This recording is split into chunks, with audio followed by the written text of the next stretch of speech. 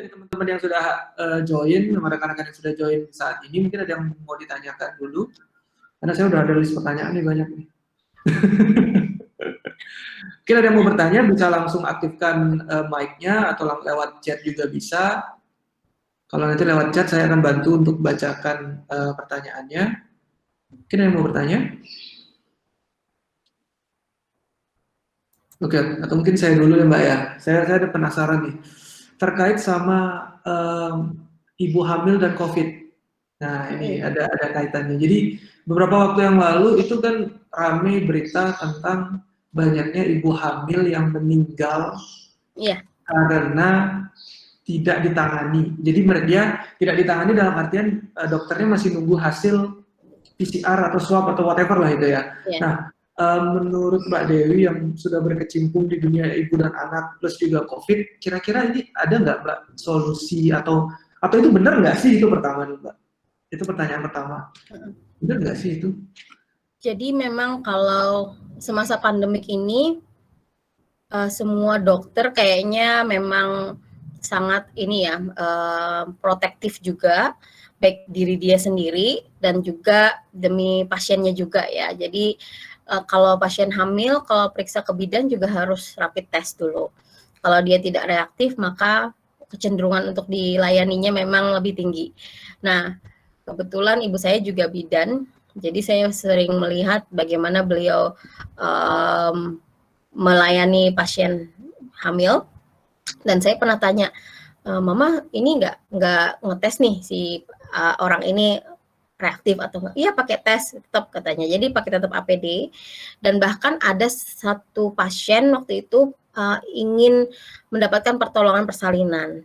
Nah akhirnya ke rumah ibu saya waktu itu dan dia bilang, Ibu mohon tolong kami. Padahal pasien itu nggak pernah periksa ke ibu saya. Jadi kan ada rasa kekhawatiran ya apakah dia ada COVID atau enggak. Tapi ibu saya akhirnya mengambil keputusan untuk mengecek pakai rapid test.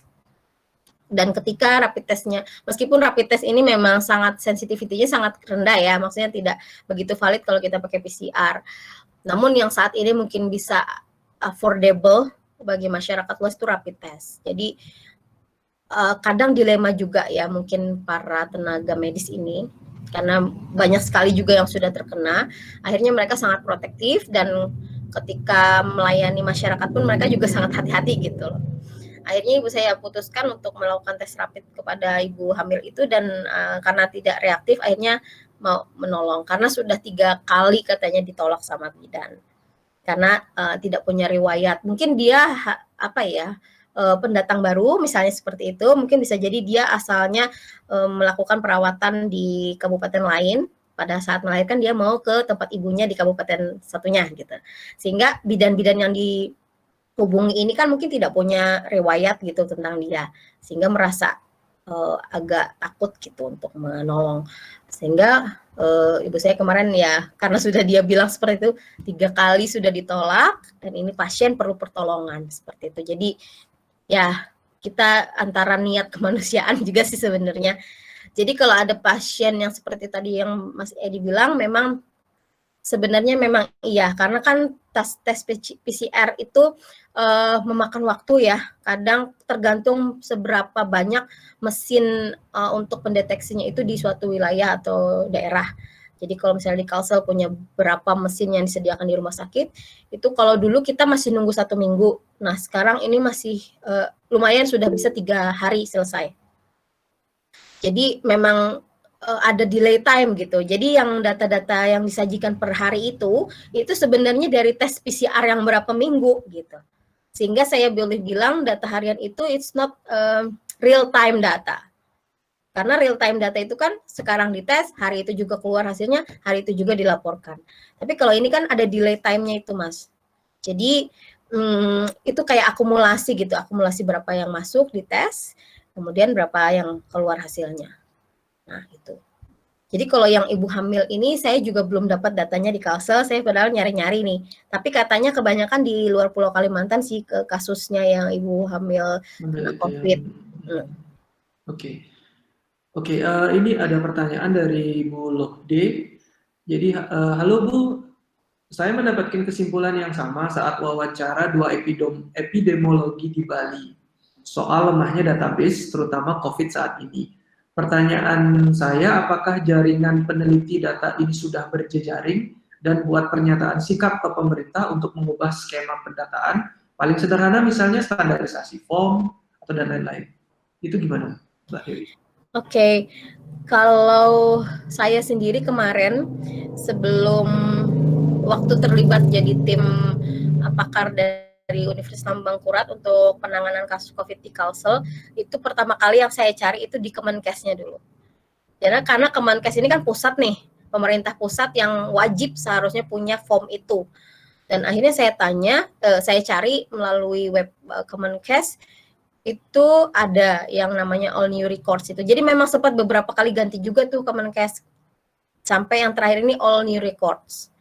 Dan saya tanya langsung ke Kadinkes kami, dan beliau bilang memang sudah sampai ke Dinkes.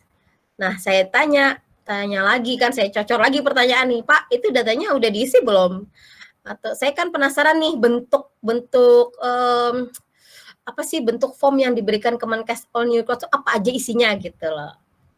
Nah, dan beliau bilang itu ada beberapa yang bisa diakses Bu, dan ada beberapa yang harus punya password seperti itu. Padahal saya mau melihat nih variabelnya apa yang diamati sama Kemenkes yang dicari kan. Nah, sampai saat ini saya belum melihat langsung itu form seperti apa, cuman dari Kadinkes bilang sudah menerima all new records, cuma ada beberapa kendala kadang di tenaga yang mengentry datanya, kadang mereka nggak paham itu harusnya apa. Nah, makanya saya bilang tadi kadang sistem itu diberikan, nih kamu pakai, mungkin ada panduannya atau enggak, saya nggak ngerti nih ya. Misalkan pun ada panduannya, paling tidak mereka harus bisa bersosialisasi dulu nih, orang pusat bersosialisasi, dan wajib ada satu orang yang mendampingi satu daerah. Itu kalau menurut saya sih. Kalau memang mau benar-benar data itu optimal dan kita bisa mendapatkan yang terbaik. Karena selama ini monitoring yang sangat lemah gitu. Dan kami dari peneliti sendiri untuk yang jejaring ini memang belum ada jejaring lengkap ya, Bu. Tapi saya pribadi sudah selalu menanyakan ke Dinkes, minta datanya ini, tapi yang ditampilkan mereka memang data akumulasi agregasi. Jadi tidak ada data yang paling data jumlah gitu ya, data jumlah berapa yang positif, berapa yang sembuh, berapa yang negatif gitu. Nah, OTG itu memang tidak ada lagi datanya, karena mungkin susah melacaknya seperti apa. Kemudian kalau di rumah sakit, ini saya sedang mencari data COVID yang dirawat di rumah sakit. Tapi saya masih berurusan dengan etik clearance. Jadi komite etiknya saya harus lolos dulu. Dan di komite etik juga saya ditanya, Ibu mau nyari variabel apa? Katanya gitu. Nah, saya jadi harus melihat lagi literatur yang selama ini mungkin negara-negara berkembang sudah banyak penelitian nih. Yang saya tahu kan kalau orang COVID itu dia menyerang pernafasan ya, respiratorinya gitu. Jadi mungkin ada variabel yang berkaitan dengan itu yang kita harus juga telaah. Jadi datanya kalau dari rumah sakit itu saya sudah dapat informasi kalau data detail itu dalam rekam medis, tapi rekam medisnya itu tidak dimasukkan ke elektronik, jadi dalam bentuk dokumen aja, sehingga ini nih yang tantangan buat saya sendiri, gimana cara ngambil datanya, karena kan sekarang kita juga lagi physical distancing gitu, dan nantinya apakah pihak rumah sakit mau gitu bekerja sama untuk mengentry satu-satu data itu, karena data itu ditulis tangan dan saya sendiri kadang ngelihatnya bingung, tulisan tangan itu kan rentan untuk salah Mas membacanya, dan kita harus tanyakan lagi, sama seperti saya training bidan, ketika data yang saya gunakan itu data retrospektif yang sebelum training, itu tulisan bidan tuh aduh saya nggak bisa ngerti, berapa kali saya tanya, jadi satu hari itu kadang saya itu habis dengan me-WA mereka aja, hanya untuk konfirmasi ini isiannya apa gitu, takutnya kan salah gitu. Jadi itu mungkin jawabannya ya Bu ya. Oke ya, jadi Oke, jadi kita mungkin lanjut dulu, Mbak ya, pertanyaan selanjutnya nih ada banyak juga nih. Jadi dari Pak Wahyu, selain data jumlah pasien, mungkin ada data lain nggak, Mbak, yang Mbak Dewi pernah dapat gitu, selain jumlah yang tadi ya, misalnya kayak lokasi tempat tinggal, atau misalnya kayak apa komorbid atau tidak, terus kalau memang komorbid apa penyakit sebelumnya, mungkin ada nggak kira-kira? Jadi gini, ada satu rumah sakit yang sudah tanpa saya menunjukkan etik, dia udah percaya gitu ya, karena saya udah melakukan permohonan data itu dengan disertai tanda tangan Kadinkes Kalsel. Jadi istilahnya mereka tahu bahwa itu pemerintahan Kadinkes, tapi ada juga rumah sakit yang masih saya minta ininya, ethical approval-nya gitu katanya. Nah, jadi pihak rumah sakit yang tadi menyerahkan data itu ada berisi identitas nama, kemudian alamat, usia, jenis pekerjaan, kemudian tanggal masuknya kapan, tanggal keluarnya kapan, kemudian keadaan keluarnya itu sembuh, meninggal, atau apakah atas permintaan sendiri gitu ya, atau mungkin karena tidak mampu bayar lagi, misalnya karena rumah sakitnya swasta.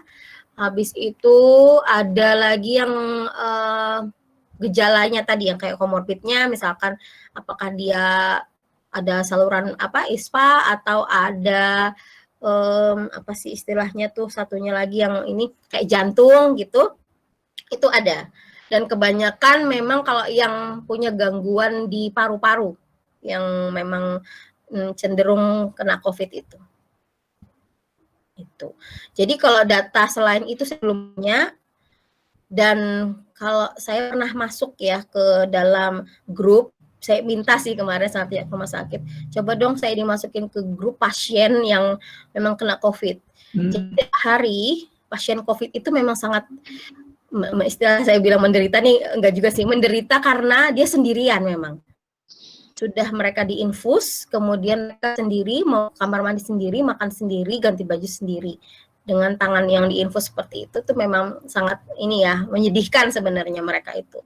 Jadi setiap hari itu mereka dipantau tekanan darah, apalagi ya, banyak sih. Nah, maksud saya itu saya mau minta data itunya gitu.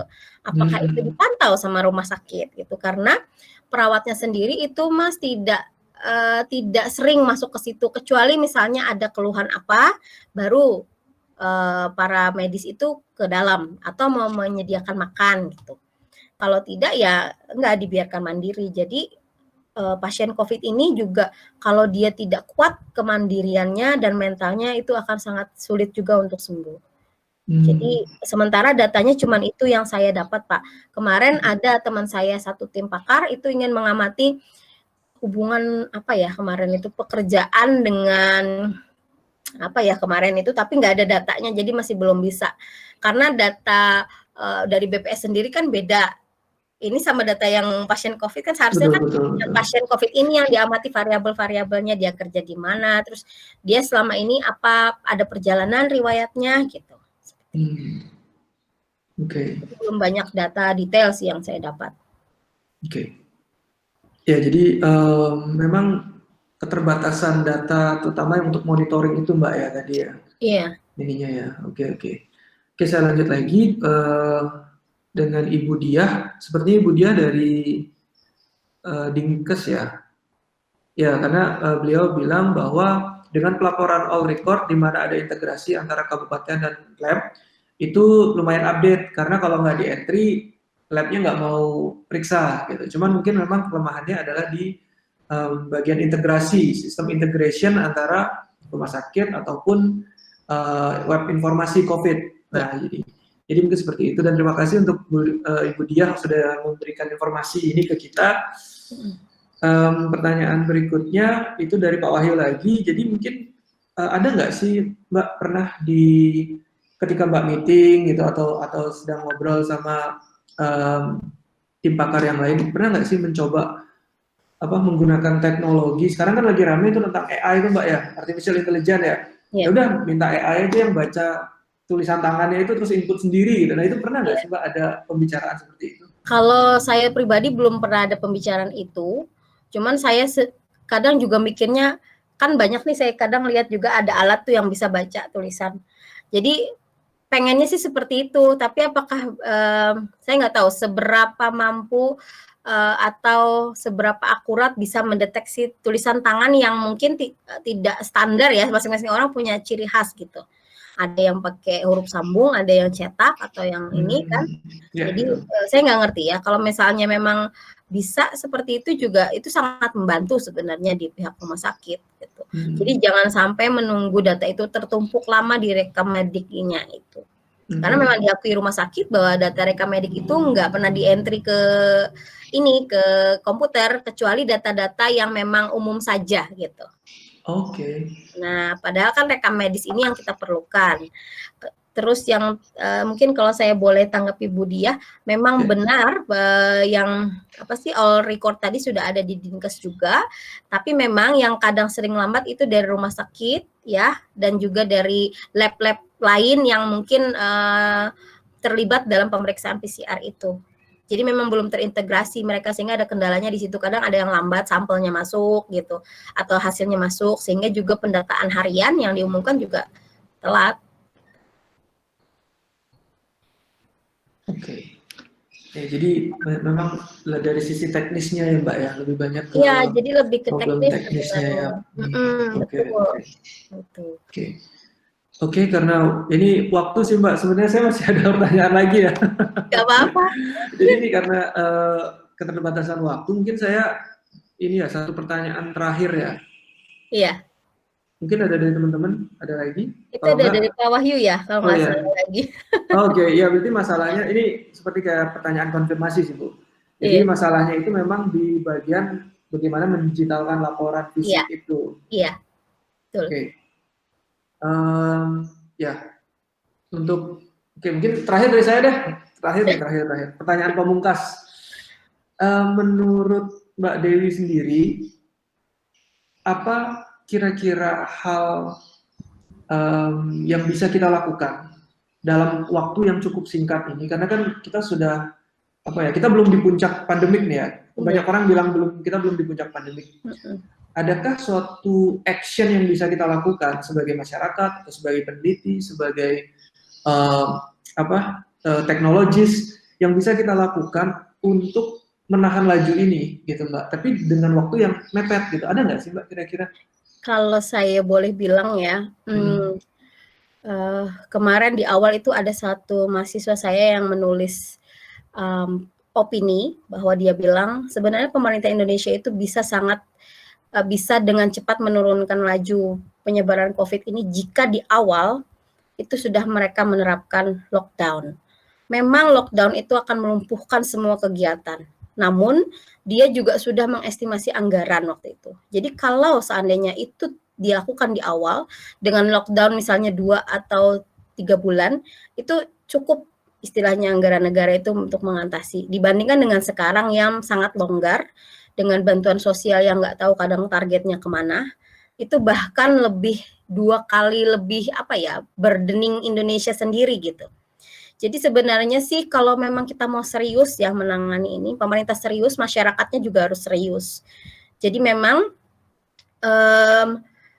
kalau saya boleh bilang memang harus ada istilahnya tuh penegasan hukum dalam mendisiplinkan warga dan juga kita semua termasuk pemerintah.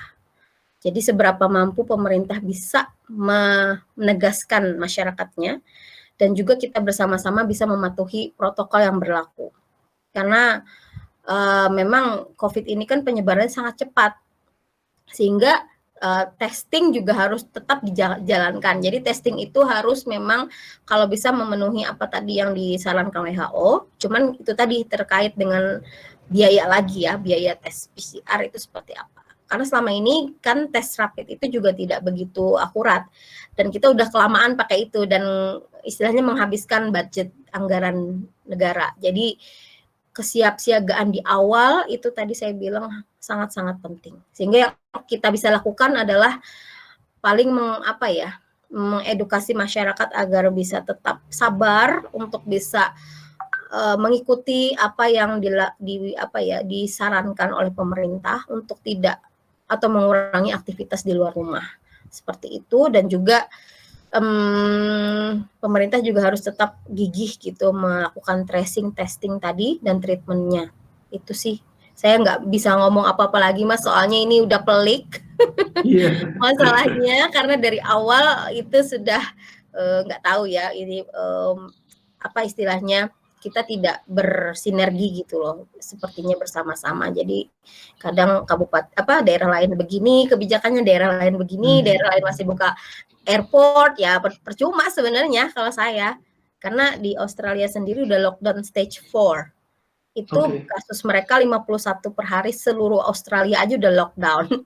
Kita udah berapa ribu kasus nih nggak lockdown. Jadi memang dilema kadang, satu sisi kita menyelamatkan nyawa, satu sisi menyelamatkan perekonomian. Jadi saya nggak bisa ngomong juga gimana harus berbuat, tapi ya itu tadi, seandainya kita bisa di awal dan bisa mengestimasi dengan baik gitu budget yang kita punya, insya Allah bisa lah kayak gitu.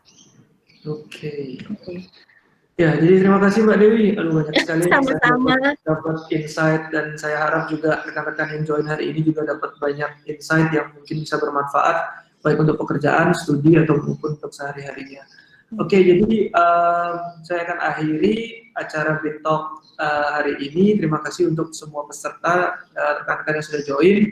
Terus terima kasih kepada Bu Lode, Pak Wahyu, sama Bu Diah yang sudah memberikan komentar dan pertanyaan.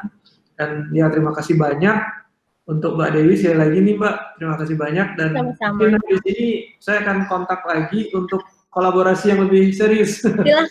Silahkan mungkin di antara partisipan juga kita mau kolaborasi riset gitu ya, boleh. Saya lihat ada dari beberapa dari daerah lain gitu, Jawa, itu kita bisa kok. Boleh share ininya nggak Mbak? Emailnya Mbak Dewi boleh di-share ke teman-teman? Oh, tadi ada email saya. Share. Atau nanti ini bisa materinya. Ini sebentar ya, saya share lagi. Atau saya ini ya. Biar apa, rekan-rekan yang ini email saya. Bisa kelihatan nggak ya? Kelihatan Mbak. Ya, ini Dewi Anggraini, dewi.anggraini@ulm.ac.id.